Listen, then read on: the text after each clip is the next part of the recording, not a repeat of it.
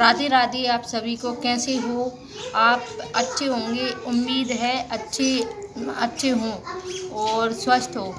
तो आज मेरी बड़ी लड़की गाय को खाना मतलब रोटी दे रही थी, पहली रोटी जो गाय को देती हैं जी।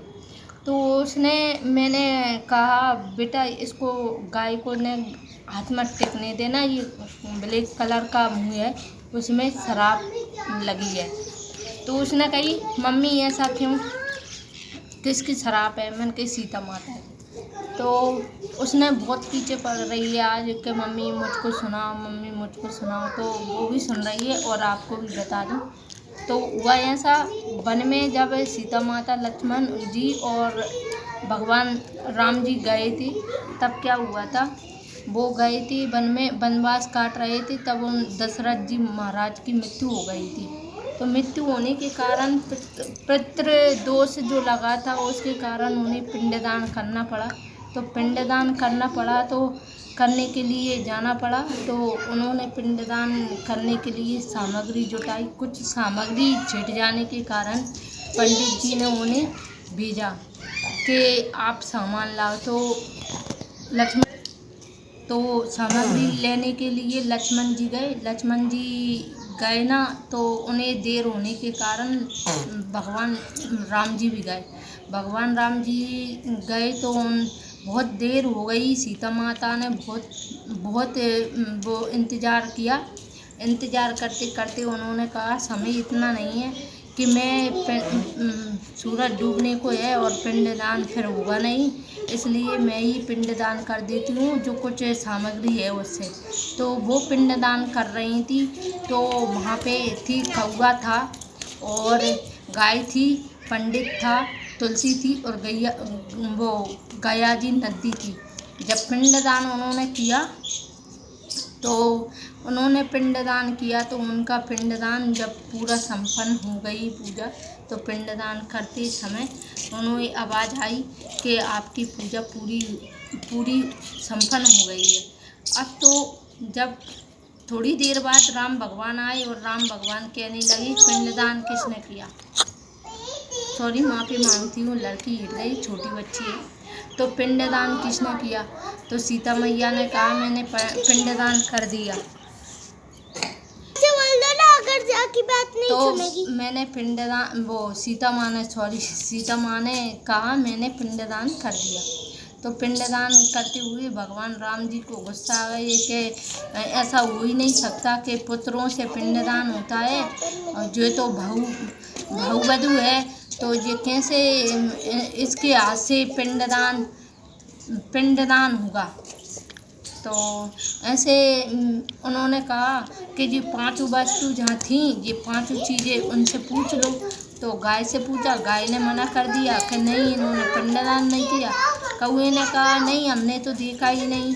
और तुलसी मैया ने कही मैंने तो नहीं देखा पिंडदान करते हुए, कब कर दिया इन्होंने।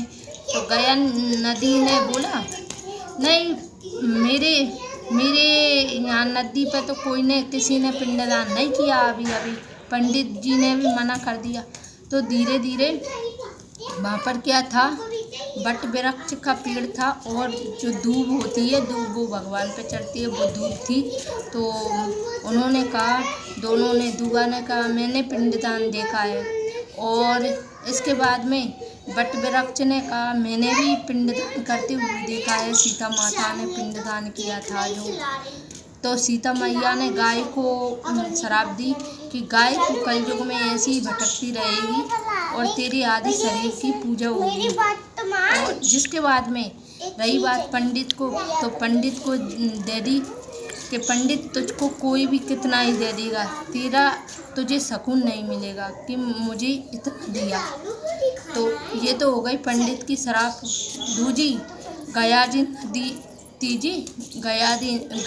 जी नदी को श्राप दी, तू कभी भी पानी नहीं रहेगा, तू सूखी पड़ी रहेगी। तो आज भी वो सूखी है। और रही तुलसी की बात, तो तुलसी मैया को श्राप दिया था कि तू गया जी नदी की मिट्टी में कभी पैदा नहीं होगी, हरी भरी कभी नहीं रहेगी। तो और कौवे के श्राप दिया है कि कौवा तो लड़ झगड़ कर ही पेट भरेगा, वरना तेरा पेट कभी नहीं भरेगा शांति से। और वट वृक्ष और दूब को उनने आशीर्वाद दिया कि दूब माता से कि तू हरी भरी रहेगी, तुझे पानी नहीं मिलेगा जब भी तू हरी भरी रहेगी और देव देवताओं पर चढ़ेगी। और वट वृक्ष की जो आशीर्वाद और उन्हें वो मिली सीता मैया से, तो कोई सुहागन स्त्री आपकी पूजा करेगी और आप जन्मों जन्मों तक अमर रहोगे, यानी बूढ़े हो जाओगे तब भी आपका कुछ नहीं बिगड़ेगा। तो ये थी सीता मैया की शरापित कहानी।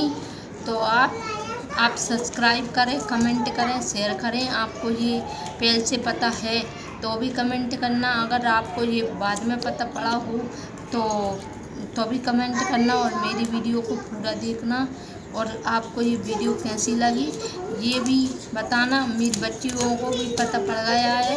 एक बड़ी बच्ची है जो कि हर चीज़ में बहुत मेरे जैसे ही बहुत लगाव रखती है, किससे क्या हुआ किससे क्या नहीं हुआ वो ये मुझसे पूछती रहती है। तो वो भी सुन रही है, वो वीडियो बना रही है और वो सुन रही है बड़ी ध्यान से।